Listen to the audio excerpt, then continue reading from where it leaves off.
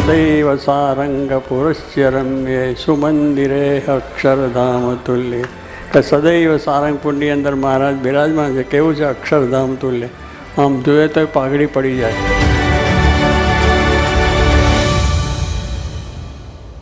આજથી 100 વર્ષ પહેલાં શાસ્ત્રી મહારાજે સૌરાષ્ટ્રની ભૂમિ ઉપર સારંગપુર જેવા દિવ્ય પવિત્ર ધામની અંદર અક્ષર પુરુષોત્તમ મહારાજની પ્રતિષ્ઠા કરી. તે વખતે તો આપણે હાજર નહોતા, પરંતુ આજે 100 વર્ષ પછી આપણને એ જ પ્રતિષ્ઠા ઉત્સવનો એટલી જ દિવ્યતાથી પરમ પૂજ્ય પ્રમુખ સ્વામી મહારાજના દિવ્ય સાનિધ્યમાં આપણને લાભ મળશે. સારંગપુર મંદિરનો શતાબ્દી મહોત્સવ ધામધૂમથી ઉજવવાનો છે. ખરેખર આ શતાબ્દી ઉત્સવ સારંગપુર મંદિરનો એ આપણા જીવનનો એક અણમોલ અવસર રીતે ગણાશે. આવો મહોત્સવ એ વારે વારે આવતો હોતો નથી.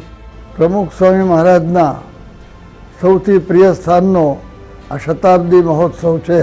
આ પ્રસંગે આવવાથી ખરેખર આપણે ખૂબ જ પાવન થઈ જઈશું. આ મહોત્સવ ન ભૂતો ન ભવિષ્યથી એવો થશે તો એ અપૂર્વ ઉત્સવ એને માણવાને માટે, એને અંતરમાં ઉતારવાને માટે આપણે સૌ તો અચૂક આવીએ જ, પણ સાથે સાથે આપણા સંબંધી, આપણા મિત્રો, આપણા સ્નેહીઓ એ દરેકને પણ સાથે લાવીએ. રોજ પૂજામાં ગદગદ કંઠે પ્રાર્થના કરવી કે આ ઉત્સવનો લાભ હું વધારેમાં વધારે સારી રીતે લઈ શકું. તો ખાસ બધા જરૂર લાવો લેવજો. આ અવસર ચૂકાય જ નહીં. એટલે ખાસ વિનંતી છે કે બધા ખાસ પધારજો.